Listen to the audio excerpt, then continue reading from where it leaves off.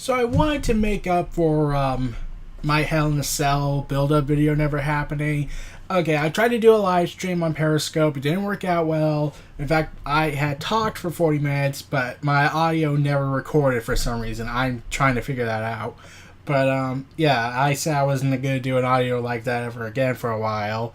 But I did want to talk about, to make up for it, I decided to talk about possibly what was considered one of the best matches of 2001 and was also very, very remembered for two reasons. One, it has Chris Benoit for a variety of reasons. And the second was, this was the match that Triple H tore his quad off his bone. Yep, I'm talking about the WWF Tag Team Championship match between the two-man Power Trip and Jericho and Benoit. So, at the time, the two-man Power Trip was if you see my previous video about the two-man Power Trip, it was a faction in tag team between Austin and Triple H, who were at that time the two biggest heels they had, because Austin turned heel at WrestleMania, joining up with Vince, basically signing a deal with the devil. And yeah, and this leads to, eventually, Chris Jericho and Chris Benoit had won a tag team turmoil match at Judgment Day the night before, and Triple H had lost the Intercontinental title to Kane in a chain match, and Austin had retained his WWF World title, and yeah, they were still tag team champions. So this was set for the main event, and oh boy, this was a near 14-minute match. They had to put 14 minutes into this match, 20 if you count the entrances. But yeah, it was kind of crazy at that time to see an all-heel faction once again get all gold in the ring. Like, with the exception of the European Hardcore title and Women's title for obvious gender-specific reasons. Yeah, Austin and Triple H held all the major titles. And the last time that happened was, I believe, and this was the first, I think, Dudes with Attitudes, Shawn Michaels and Kevin Nash, aka Diesel. It also got Triple H, I believe, either the Triple Crown champion or the Grand Slam champion, since he had now won every title in the WWE with this rule. Yeah.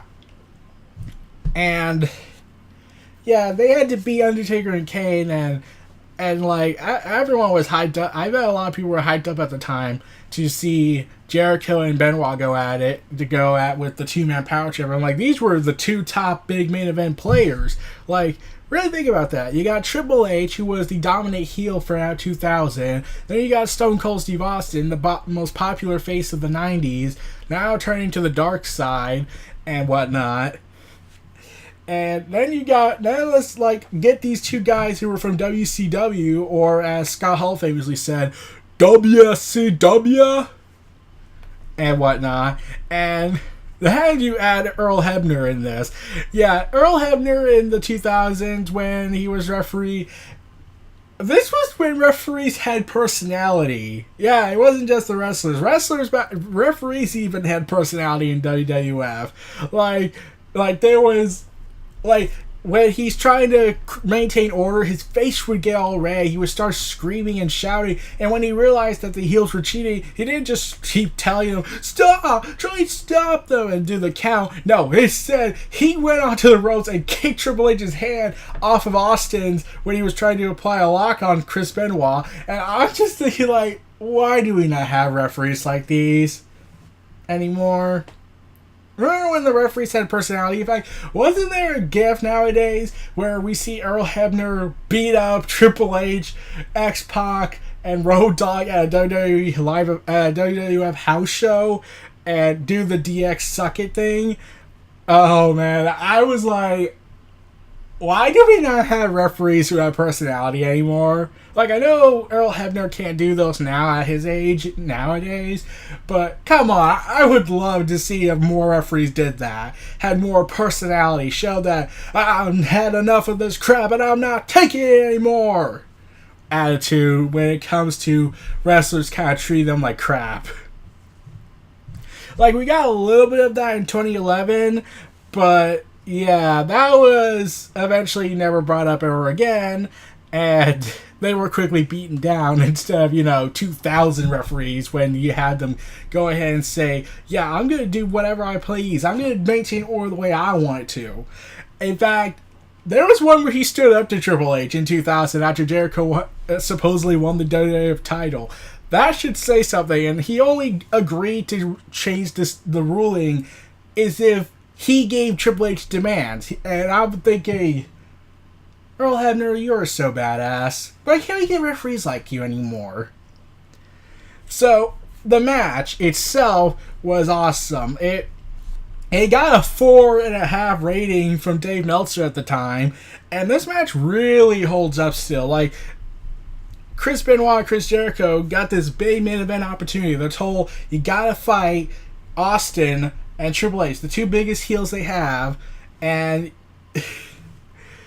yeah, and I love Austin and Triple H's dichotomy in acting heels. Like, you really get this heel flavor to them instead of, oh god, they're evil because, I don't know.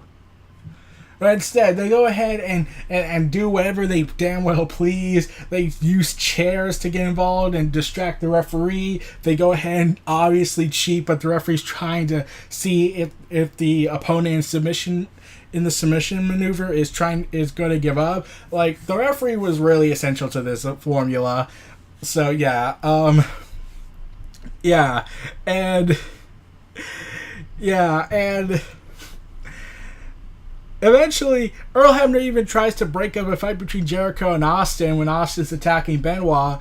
That Triple H's pedigree is basically never getting a pinfall because, oh well, Hebner can't see it. He's being distracted by Austin and Jericho fighting, and like then when Jericho applies the walls of Jericho to Stone Cold Steve Austin, Triple H breaks it up and sends Jericho rolling to the floor, and this is when he tears his quad from his bone. Yeah, I'll get to talking about that a lot more in detail after this, but Triple H, he was probably at his most badass when you realize, oh my god, he's not stopping. He's obviously limping, he's hurt. He's not going to stop, is he? Like, there are hardly wrestlers in the WWE now that say, I want to keep going. I can do this. Let me finish the match at least. Because, yeah, I get there's safety precautions now, and everyone wants to be safe about this. But when you did see wrestlers get injured and they still said, let me keep doing this, like, the only example you got was Edge because he had a lingering injury that was starting to catch up to him, and they still let him wrestle. But then when they realized that if he dies, they're going to be held accountable, and they knew that that would be a dumbass idea to have him in a ladder match with a spinal issue he's having. Yeah. And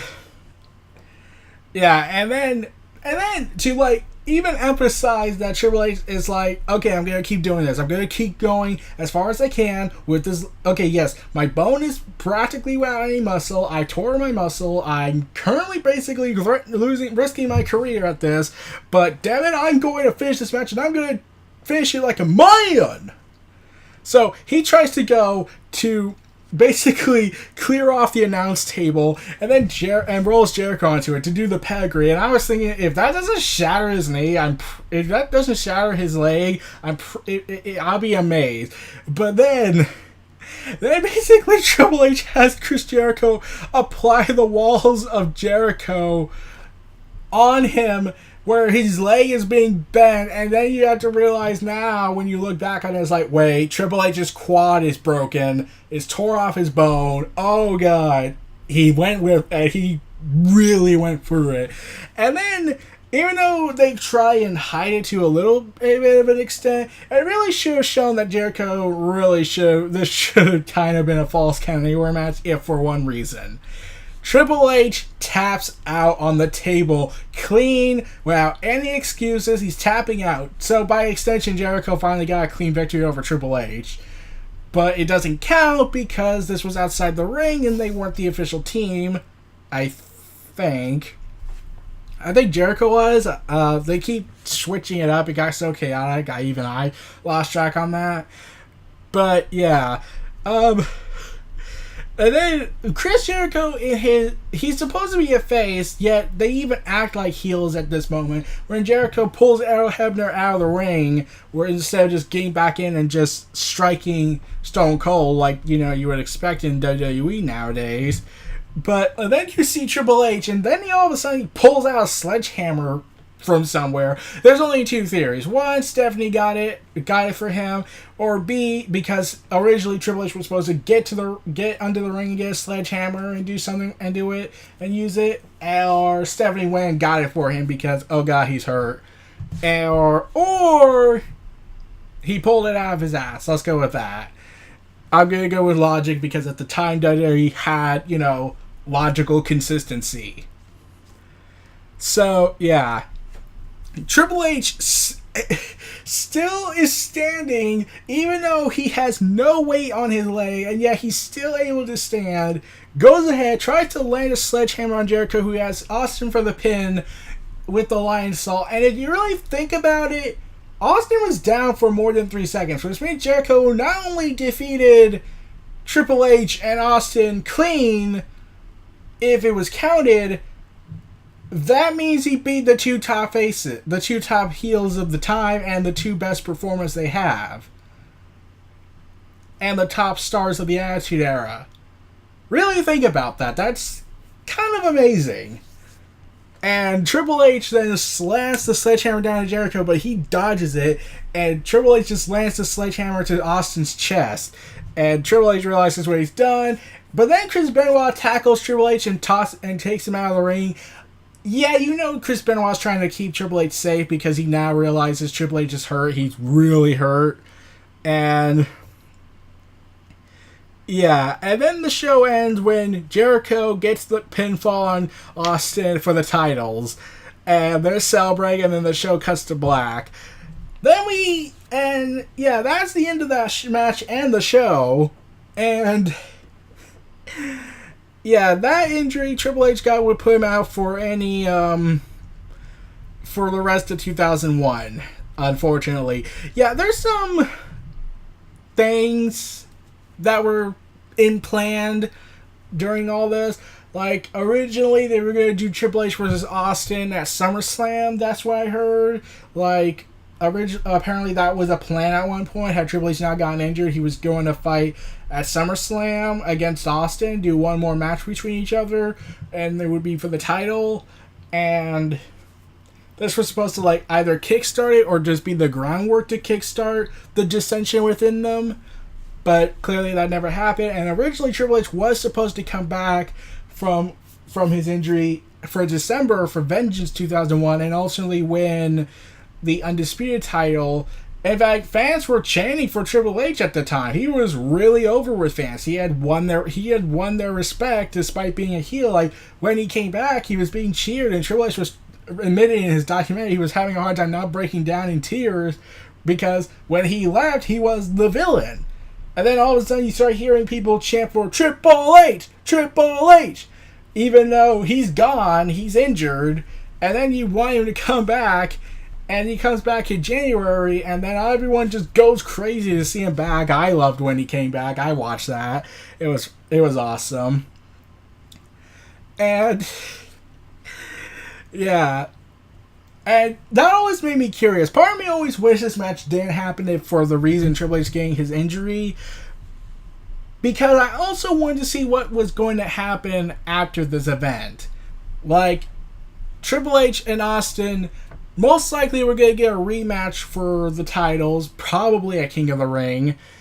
But afterwards, plans had to change. They had to really do something since they just lost their top guy to really make Austin look more like a heel. But yeah, this was basically the beginning of the end of Austin's heel run and trying to find any legitimacy to it in a lot of people's perspective. But yeah, I always was curious about what was originally planned when the invasion angle started. I always wanted to see what it would have been had Triple H not gotten injured, just so I can see what he would have done in the invasion angle. Would he have joined up with Vince, or would he join up with Stephanie? Like, it always got me curious about this. And yeah, like I said, seeing Triple H in the Lion Tamer of the Walls of Jericho on the announce table with a torn quad, and like he's just asking for more pain to be delivered even though his career is in danger here. Yeah, that's a very disturbing yet motivating image. Like, yeah, if Triple H can keep walking despite tearing his quad off his bone and basically telling Jericho, put me in the walls and whatnot, even though Jericho and Benoit probably were trying their best to keep him safe, but Triple H still had to be taking damage here. And yeah, this was... Yeah, and Triple H was said he should not be standing up. How is he standing up? Like in a lot of videos and documents and documentaries, they always say that Triple H should not have been able to keep walking. He should not have been able to somehow put weight on a torn quadded leg. Like, the bone can't hold that together. The bone was without muscle. So it was a miracle that Triple H still was able to walk, still was able to finish the match and whatnot.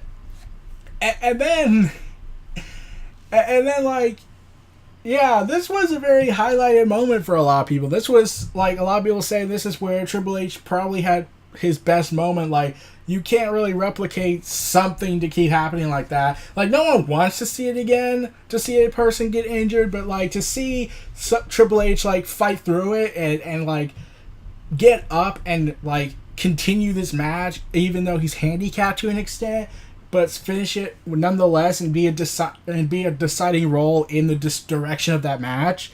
It was pretty awesome that you could see this guy who should be stopping, but he's like, no, I'm gonna do it. I'm gonna finish it. I'm a hard worker. I'm gonna finish this match. Damn my leg, pretty much.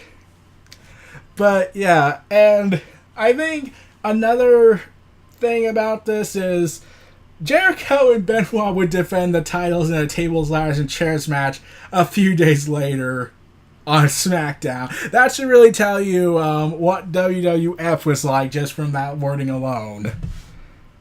So, yeah, I'll probably talk about that when I'm able to watch it. But yeah, this match was fun. I loved everything about it, even though the torn quad was the unfortunate event. But everything about it was so great. Earl Hebner is just awesome. Oh, man. Like, yeah. Like, it would have been interesting what would have been if Triple H never got injured. It always will be a fascinating what-if moment for me. Probably because Triple H is one of my favorite performers of all time. But, yeah. This was my thoughts on Chris Jericho and Chris Benoit versus the two-man power trip for the Raw Tag Team for the WWF World Tag Team titles on Monday Night Raw 2001. This was Neo Reality Entertainment. Feel free to like, comment, subscribe, and donate. Stay tuned for more.